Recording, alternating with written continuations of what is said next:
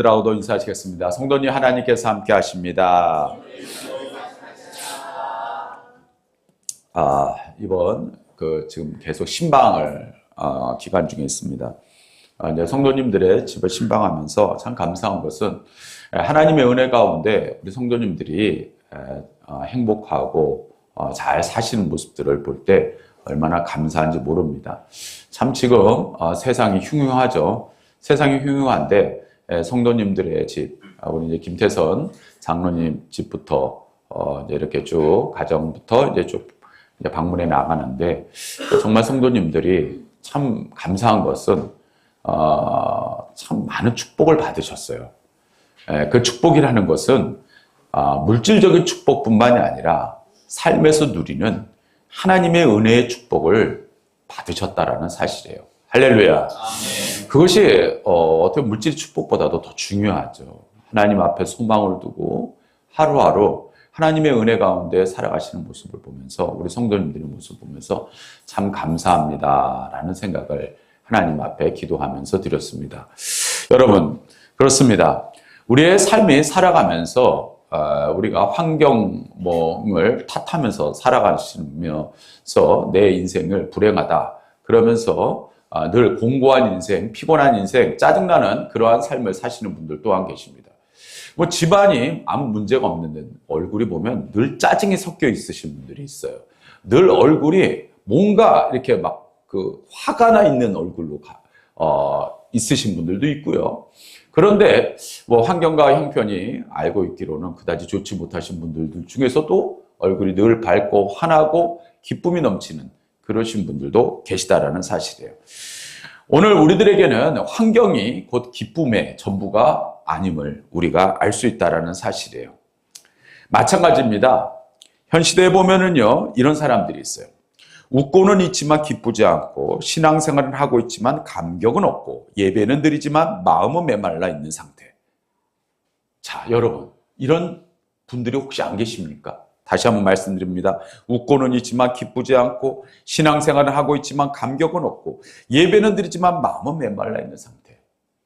여러분 무슨 예전에 뭐 이렇게 그 개그 프로그램들 보면 막 그냥 개그맨들이 막 웃기잖아요. 그럼 막 따라서 웃어요. 근데 그 따라서 웃고 나면 그것이 우리의 문제가 다 해결됩니까? 다시 웃고 돌아오면 현실, 또 그 다음에 그것 때문에 잠을 못 이루시는 분들도 있다라는 거예요. 잠시간에 뭔가에 그냥 스트레스 해소를 할 때는 좋겠지만 그것이 우리의 마음에 있는 근본적인 문제를 해결해 주지는 않는다라는 사실이에요. 오늘 바로 그런 사람이 등장합니다. 따라합시다. 삭개오. 자, 삭개오의 인생을 보면요, 겉으로 보면 물질적인 부분으로 보면 성공한 인생을 살았어요. 그런데 속으로는 기쁨을 잃은 그러한 삶을 살았던 대표적인 인물이 삭개오입니다. 여러분, 이 삭개오, 우리가 삭개오라는 이름 정말 많이 들었죠. 이 삭개오라는 이름의 뜻은 근데 거의 대부분 들어본 적이 없습니다. 참 재밌는 뜻입니다. 전혀 우리가 생각하는 그의 외모와 그의 직업과는 조금 좀 떨어진, 좀 동떨어진 그러한 느낌의 이름을 뜻을 갖고 있습니다. 이 삭개오의 뜻은 의로운 자라는 뜻입니다. 의로운 자. 정확하게 히브리어로는 자카이라고 합니다. 자카이. 그리고 이제 그 당시에는 자케우스 뭐 이런 이름으로도 불렀어요. 그러니까 뭐 비슷한 말이에요. 자케우스, 자카이. 즉 바로 의로운 자. 야, 그 당시에 셀이라는 직업은 이스라엘 사람들이 가장 경멸하는 직업이 셀이었습니다. 왜 그랬을까요? 뭐 우리 잘 알다시피 그 당시에는 로마가 그 근동을 다 지배를 하고 있었죠. 지배를 받고 있는 나라 유대에 무엇이 필요했을까요? 뭔가를 수탈을 해야 되잖아요. 수탈을 함에 있어서 돈을 수탈을 해야 되잖아요. 세금을 걷어들이는 사람이 필요했다라는 거예요. 세금을 걷어들이는데 이 세금을 걷어들이는 사람들을 뭐라고 그랬다고요? 셀이라고 그랬어요. 그런데 오늘 우리들이 셀이 삭개오 이 정도만 알고 있죠. 삭개오는 그것보다 한 단계 더 위였다라는 사실 모르셨죠? 세리장입니다. 세리장. 여러분, 우리가 세리하면은 예수님의 제자 중에 세리였던 사람이 나오죠. 누구죠? 마태죠. 마태는 그냥 세리예요. 세리와 세리장은요, 하늘과 땅입니다.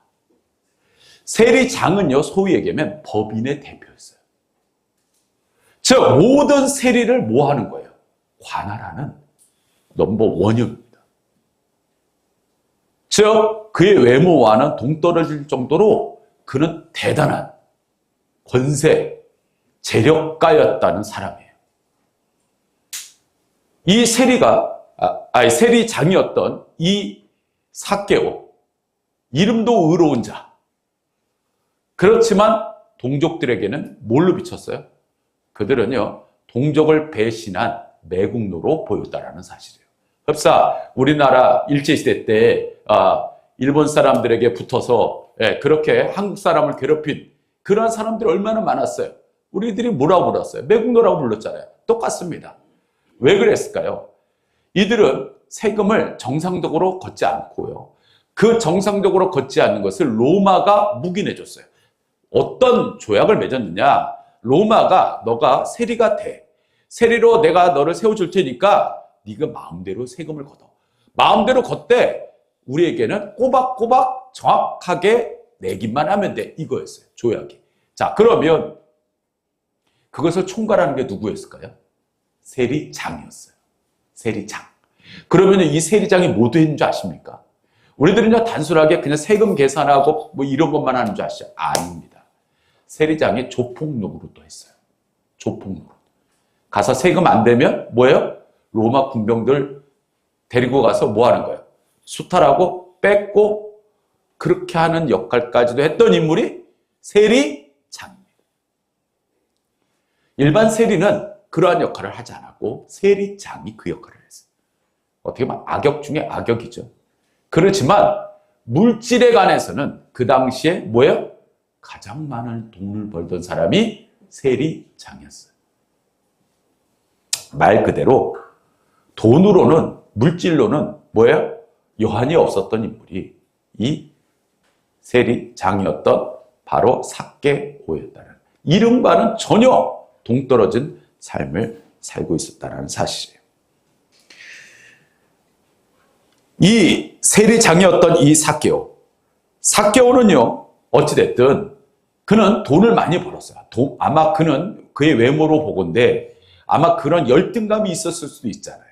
내가 키가 작고 외모적으로 보잘것없는 사람들이 어떻게 보면은 조금 더 성공하고자 싶은 그러한 욕구가 있다라는 얘기를 들은 적이 있어요. 우리들이 잘 아는 나폴레옹도 키가 그렇게 작았다고 하죠. 키가 작으신 분들 중에서 보면 뭐 꼭 다 그런 건 아니십니다. 그러나 대체적으로 성공력이 많으신 분들이 계시다라는 것을 어떻게 보면 역사 과거에 비춰진 그런 이야기를 들은 적이 있어요. 그러면 이 삭개오도 마찬가지였어요. 내가 돈을 많이 벌면 사람들이 혹시 나를 존경해 주지 않을까? 나름대로 성공했어요. 어떤 존경은 그렇다 치도 물질적으로는 부족함이 없었으니까. 그런데 그에게 무엇이 없었어요? 따라합시다. 기쁨이 없었어요. 물질이 그 자리에 기쁨을 대신해 줄 수는 없었다라는 사실이에요. 여러분, 요새 보면 뭐 이렇게 돈 자랑하는 그런 프로들이 많아요. 뭐 내가 이렇게 이만큼 성공해서 우리 집이 이만큼 잘 살고 있다. 그리고 뭐 내가 뭐 이렇게 뭐 해서 다른 사람들한테 말 그대로 돈 자랑하는 것이 하나의 프로그래머화 되는 경우도 있었고요. 그것을 우리는요, 다 부러워하죠. 야, 나도 저거는 아니더라도 어느 정도 나도 저기에 한 10분의 1 정도만 좀 부족함이 없이, 내가 돈 쓰는 거에 부족함이 없이 살았으면 좋겠다. 아마 여러분들 혹시 그런 생각 안 해보셨나요? 아마 그렇게 생각하시는 분들이 있을 거예요. 아니, 나는 저 정도까지는 아니야. 그래도 내가 쓰고 싶은 만큼, 남에게 베풀고 싶은 만큼, 아니, 어디 최소한 친구들과 만나서 그 자리에서 내가 식사 대금은 내가 낼게 하는 정도까지는 되고 싶어. 이러신 분들 있잖아요. 없으세요? 늘 받아먹고 싶어 그러세요? 아니잖아요. 우리도 좀 뭔가 나 앞에서 또 드러내고 싶잖아요. 그럴 때 뭐 식사도 뭐 이런 거 하면서 내가 낼게. 지난번에 그 감독님 과 함께 식사를 전임 감리사님들과 함께 식사를 한 적이 있었어요. 그때 입법회의에 갔을 때.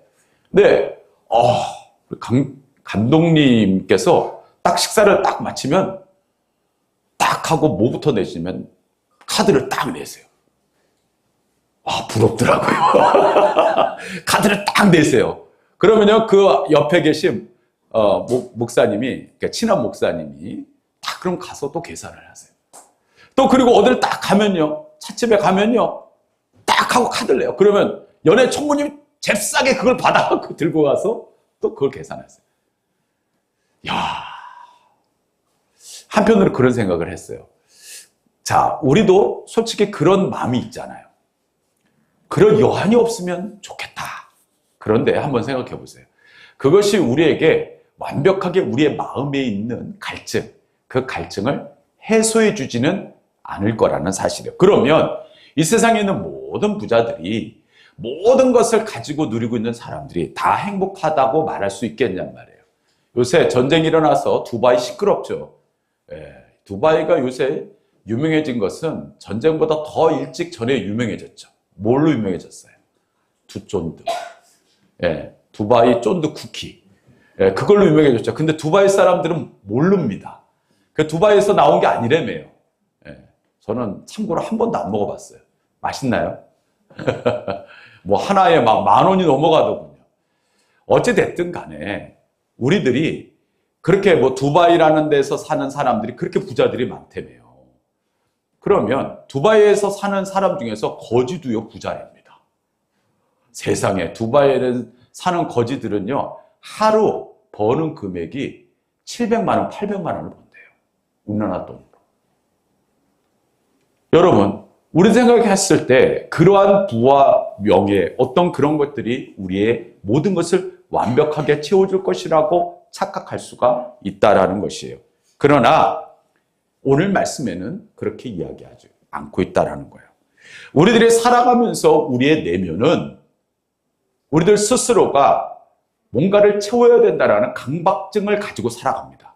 그래서 만약에 어떤 문제가 해결받았어요. 자, 어떠한 문제가 해결받았어. 그럼 그 문제가 해결받아서 내 안에 있는 것이 채워졌을까요?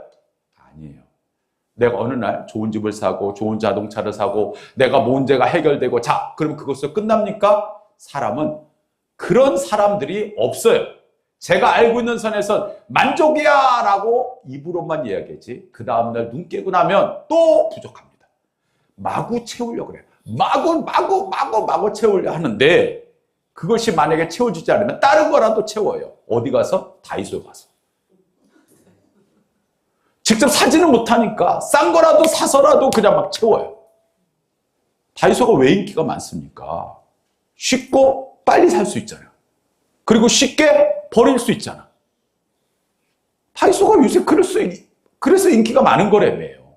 뭐 저는 정확히 모르겠지만 여러분 오늘 우리도 그런 걸로 막 채워요. 그런 거 채운다고 해서 우리 안에 있는 내면이 다 채워지는 것은 아니잖아요. 아시잖아요. 늘 우리는요, 늘 허기진 인생을 살아요. 그 허기진. 그런데 그것을 막 다른 걸로 채운다고 해서 절대 채워지지 않는다는 것도 우리들 스스로도 알고 있다. 잠시간 내 마음속, 내 삶의 안정을 잠깐 누리게 할 뿐이지 완벽한 답은 될 수가 없다라는 사실이에요.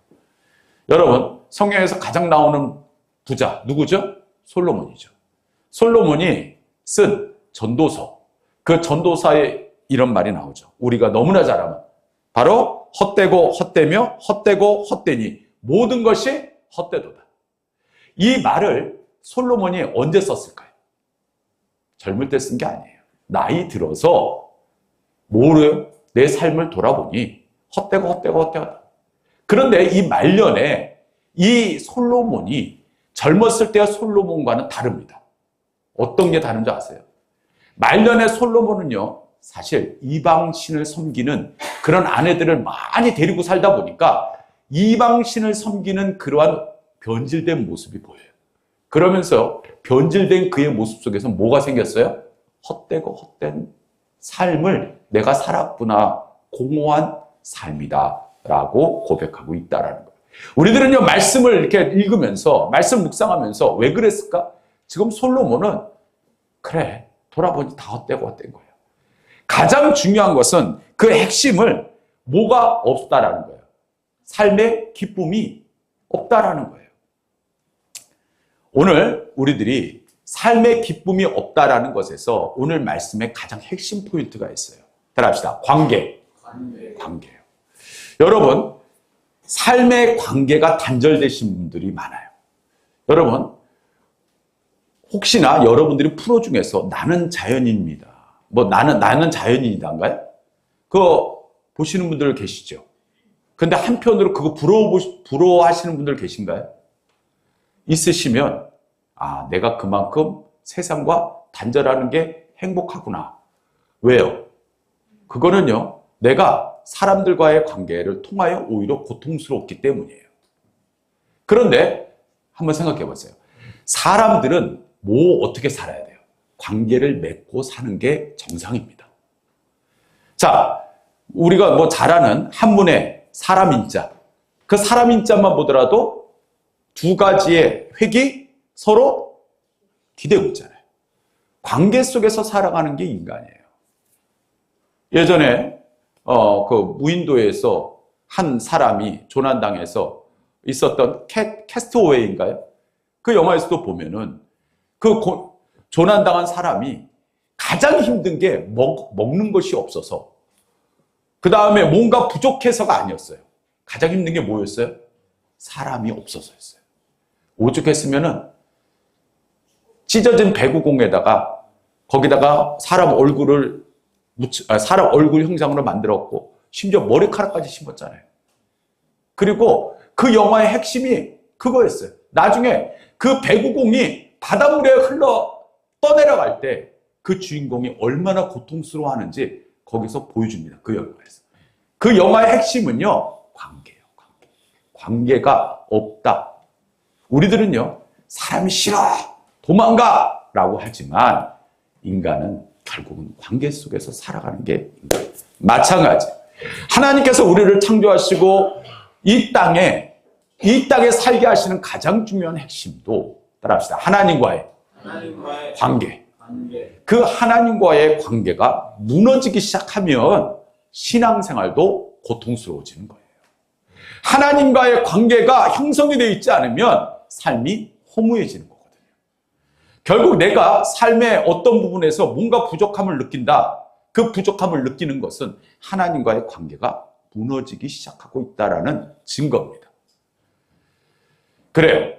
우리가 오늘 그 준비 찬양 불렀던 그 내영혼이 은총을에도 3절에 보면 그런 가사가 나오잖아요.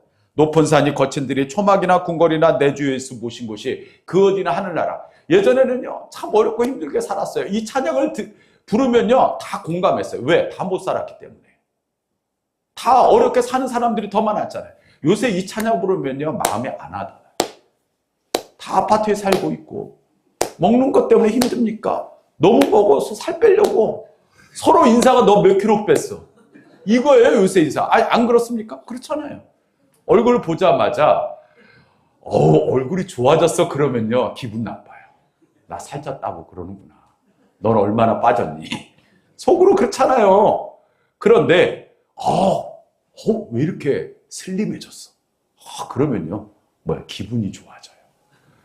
안 그래요? 여러분들 안 그러십니까? 속으로 그러시잖아요. 근데 예전에는요, 우리 어르신들 계시죠? 예전에는 뚱뚱하신, 이렇게 체구가 좋으신 분보다 대부분 뭐예요? 말랐어요. 왜? 먹고 살기 힘드니까. 먹고 살기 힘드니까 뭐예요? 약간 풍채가 있거나 이러면은 참 보기 좋아요. 요새는 보기 좋아요라는 말은 칭찬이 아니랍니다. 지금 시대가 바뀌었어요. 자, 우리는 이러한 상황 가운데에서 우리들의 생각에는 우리가 이렇게 환경과 여건을 통해서 여러분들에게 묻습니다. 여러분들 행복하십니까? 그런데 여러분 아세요? 예전보다 지금 사시는 분들의 행복지수가 더 떨어지고 있다는 사실. 행복지수는 과거보다 더 떨어졌어요. 자, 한번 여기서 조금 이해해야 돼요.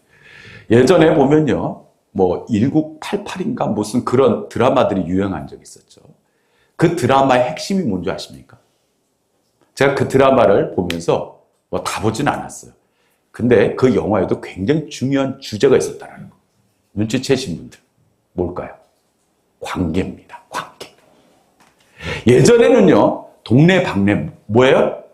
마실 다니고 함께 식사하고 어렵고 힘이 들면 뭐예요? 뭐 또 불이 꺼졌으면 뭐예요? 가서 그 연탄 빌려주고 뭐 그리고 뭐 돈도 빌려주고 밥도 같이 먹고 뭐 심지어 대소사도 같이 하고 그걸요 당연하다고 얘기했어요.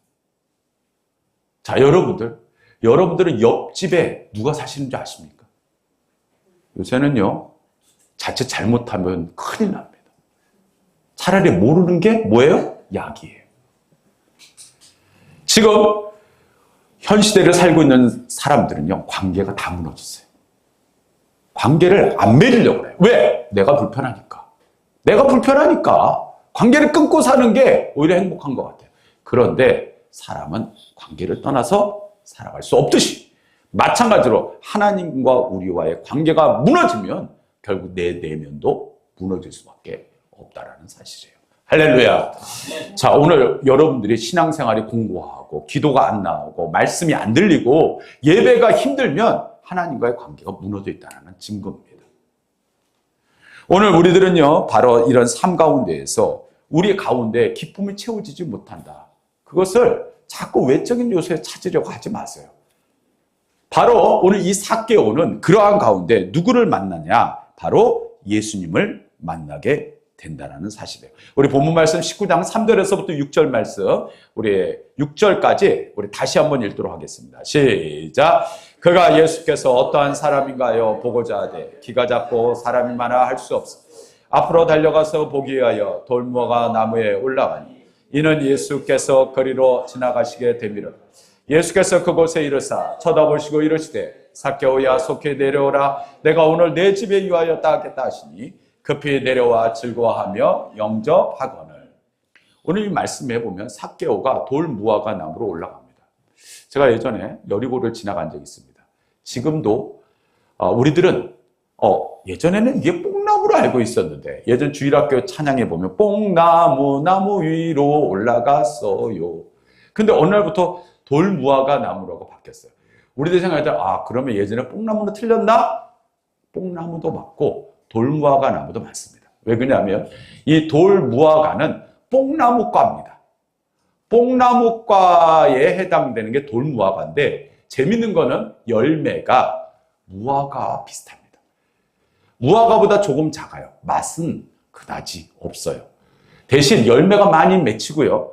그러면 그 당시 이스라엘의 가장 높은 나무가 무슨 나무였냐면 종려나무였어요. 우리들이 잘 아는 예수님께서 예루살렘 입성하셨을 때 그 종려까지 그 종려나무는 대략 30m에서 40m를 자랍니다. 가장 많아요. 그럼 두 번째로 많은 나무가 바로 이 돌무화과 나무예요. 대략 20m 자랍니다. 올라가서 예수님을 보려면 종려나무에 위에서 올라가면 더 잘 보입니다. 그런데 왜 돌무화과 나무였을까라는 것도 우리가 한번 생각해 볼 필요가 있어요. 지금 이 사람의 직업이 뭡니까? 세리장입니다. 지금으로 따지면 법인 대표예요. 체면이 있지. 아무리 키가 작고 그래도 어느 정도 선에서는 타협을 본 겁니다, 이 사람이. 타협을 보고 올라갔어요. 돌무화과 나무에 올라갔는데 예수님이 보입니다. 그 예수님이 보인 그 모습. 어떻게 보면 그는 올라가면서도 수없이 갈등을 했을 거예요.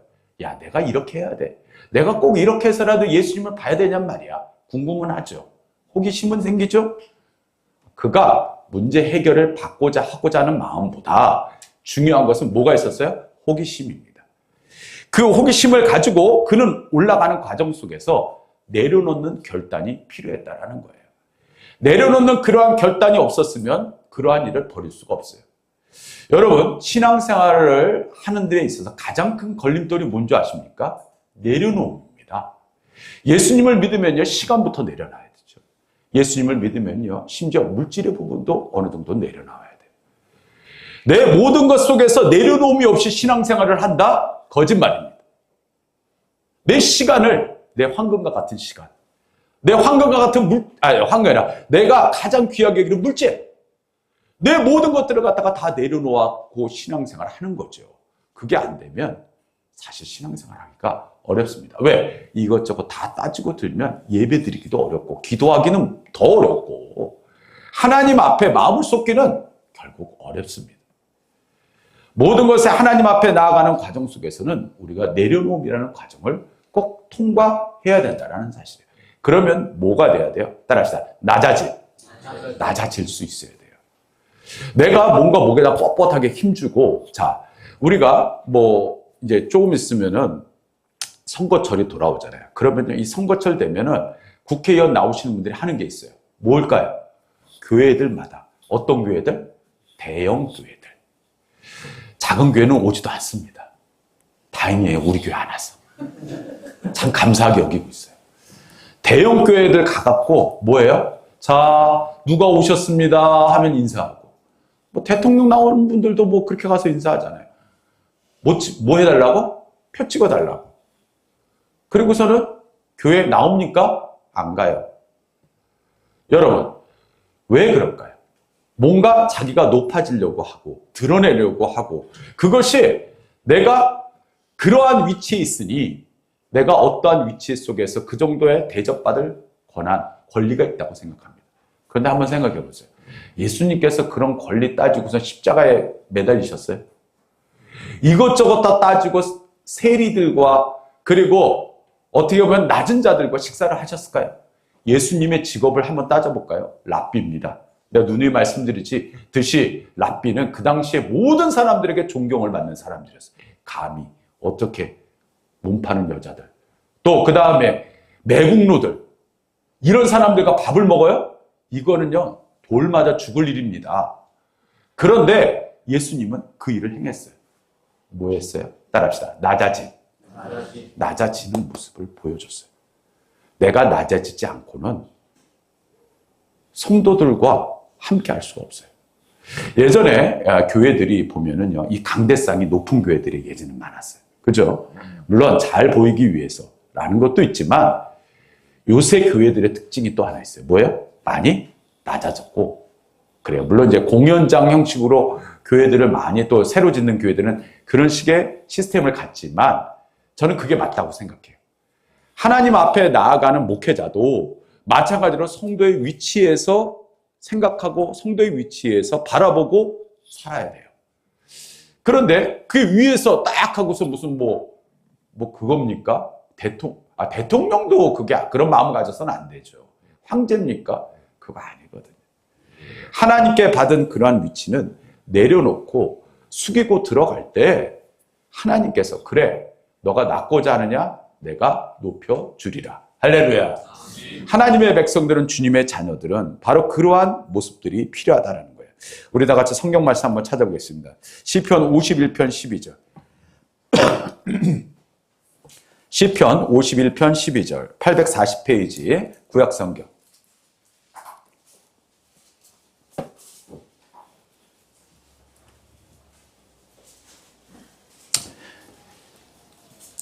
자, 우리 12절, 51편 12절 찾으신 분들 다 같이 읽겠습니다. 시작. 주의 구원의 즐거움을 내게 회복시켜 주시고 자원하는 심령을 주사 나를 붙드소서. 아멘. 다윗이요, 하나님 앞에 범죄를 저지릅니다. 누구요? 밧세바와 간음하고 결국은 나단 선지자가 다윗을 찾아옵니다. 그리고 다윗에게 엄청나게 뭐라 그럽니다. 저주를 쏟아붓죠. 왕인데 대신들 앞에서 이게 무슨 망신입니까? 네가 아무리 선지자라도 나도 하나님 앞에 나름 열심히 했던 사람이야. 어떻게 나 그냥 개인적으로 좀 불러놓고 하든가. 왜 대신들 앞에서 나를 이렇게 뭐라고 할 수 있잖아요. 그 당시에 다윗은 최고 인기였어요. 다윗 대왕입니다. 지금도 이스라엘 사람들이 가장 존경하는 다윗. 그런데 그런 망신을 줘? 이랬을까요? 아니에요. 다윗은 어떻게 됐어요? 선지자 앞에 무릎 꿇었어요. 잘못했다고. 비를고 하나님 잘못했다고. 다윗 정말 대단한 사람입니다. 자기가 그러한 위치에 있다 하더라도 내가 하나님보다 더 높아질 수 없는 그러한 것을 스스로 알고 있는 사람. 그런데 이런 분들이 있어요. 어느 날부터 일이 잘 풀리고 잘 되면요, 하나님보다 더 높아져요. 그러면서 이렇게 둘러댑니다. 너무 바빠. 교회 가기 너무 바쁘고 기도하기도 너무 바빠. 목사님 이해해 주세요. 죄송합니다. 저는 이해할 수 있어도 하나님은 이해 못하세요. 왜 저한테 이해해달라는지 모르겠어요. 하나님이 이해를 못하시는데. 목사님 제가 할 수 있는 게 뭐 있어요? 하나님이 이해를 못하시는데. 여러분, 오늘 우리들은요, 하나님 앞에 살아가잖아요. 다윗은 그러면서 오늘 이 말씀 시편 51편 12절에 주의 구원의 즐거움을 내게 회복시켜 주시고, 즉 그는 죄를 짓고 나서 뭐가 내 내면이 기쁨이 사라졌다는 사실이에요. 할렐루야. 내 마음이 무거워지기 시작했다는 거예요. 여러분, 죄를 짓고 나서 마음이 무거운 게 당연한 거 아니겠어요? 죄를 짓고 기쁩니까? 사이코패스입니다. 죄를 짓고 행복하십니까? 심각한 겁니다. 소시오패스예요. 여러분, 죄를 짓고 나면 기분이 안 좋잖아요. 정상이잖아요. 여러분, 오늘 우리들은요, 바로 그러한 상황과 여건 가운데에서 오늘 이 다윗은요, 왕권보다 기쁨의 회복을 어떤 간절히 사모하며 제가 다시 기쁨이 회복되기 원합니다. 라고 고백하고 있다라는 사실이에요. 그렇습니다. 오늘 이 시간 예배를 드립니다. 예배를 드림에 있어서 여러분들은 이 시간 과연 하나님 앞에 정말 이런 기도가 필요하지 않을까요? 하나님, 물론 뭐 물질에 축복해 주시고 우리 자녀들이 잘 되게 해주시고 환경과 여건이 그래서 그냥 로또도 맞게 해주시고 막 집도 사게 해주시고 막 이렇게 해서 막 세계 최고의 부자가 되게 해주시고 해외 세계 여행도 뭐 리조트 뭐 못해서 크루즈 이것보다도 여러분들 우리가 가장 중요하게 생각할 하나님 앞에 나아가는 게 있어요. 그게 뭘까요? 하나님, 이 시간 제가 하나님 앞에 온전한 예배자가 되길 원합니다. 할렐루야. 하나님 앞에 온전한 예배자로 세움받지 못하면 하나님이 절대 여러분들이 응답 안 하십니다. 내가 그 과정도 겪지 않으면서 뭔가 하나님 앞에 내가 더 높아지려고 하는 그러한 모습, 하나님은 절대 기뻐하시지 않는다는 사실. 낮아질 때 내 영혼이 회복됩니다. 낮아질 때 하나님께서 들으십니다. 낮아질 때 하나님께서 역사하심을 시작하신다는 사실이에요. 우리 마지막으로 다시 본문으로 돌아서 누가복음 19장 7절에서부터 10절.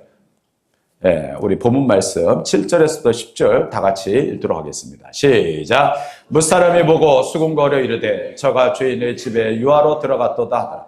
삭개오가 서서 주께 여짜오되 주여 보시옵소서 내 소유의 절반을 가난한 자들에게 주겠사오니 만일 누구의 것을 속여 빼앗은 일이 있으면 내 갑절이나 갚겠나이다. 예수께서 이르시되 오늘 구원이 이 집에 이르렀으니 이 사람도 아브라함의 자손이미로다.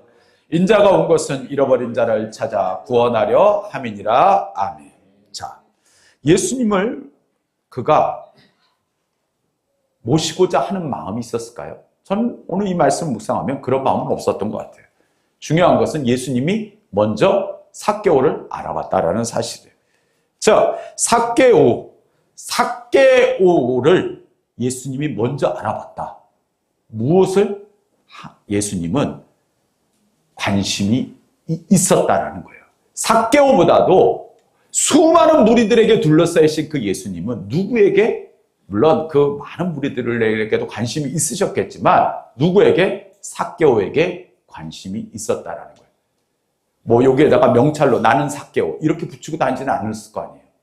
예수님은 이미 아셨어요. 뭘로 아셨느냐? 따라합시다. 구원받을 백성 알고 계셨다라는 거예요. 여러분, 우리들은 실망합니다. 때로는요, 주변 분들에게 많은 전도를 하고요, 영혼 구원을 처음에 위해서 기도를 해요. 그런데 좀처럼 강팍하고 도대체 예수님을 믿기는커녕 더 핍박하는 그런 분들도 계시죠. 근데 실망할 필요 없어요.